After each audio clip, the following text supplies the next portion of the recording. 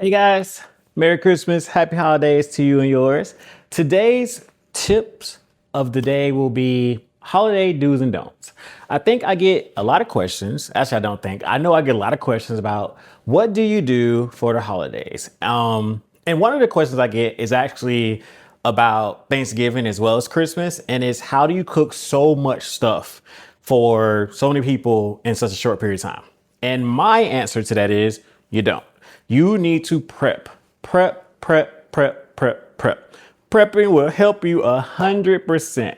See, the thing is that most of the time, all of the food that we love, if you're from the South like I am, takes a lot of time. The baked mac and cheese, the turkey, of course, the baked beans, if you're gonna have the baked beans, usually not as much, but Friendsgiving, you can just do whatever you wanna do. All those things take a long time, right? So prep it and get it ready to go.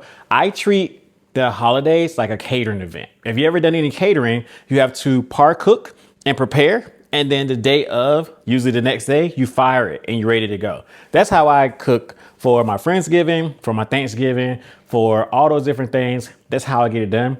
I think that's a big tip and trick for you. The other thing is just make sure that you give yourself enough time. The worst thing is trying to rush something like a turkey or rush something like a ham.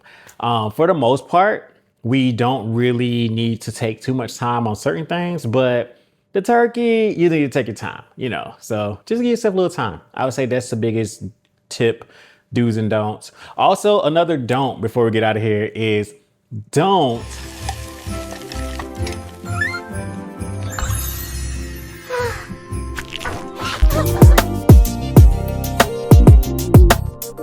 watching today's episode. I hope you enjoyed it and maybe even learned something. You know what to do next. Please hit those like, share, and subscribe buttons below and have a great day.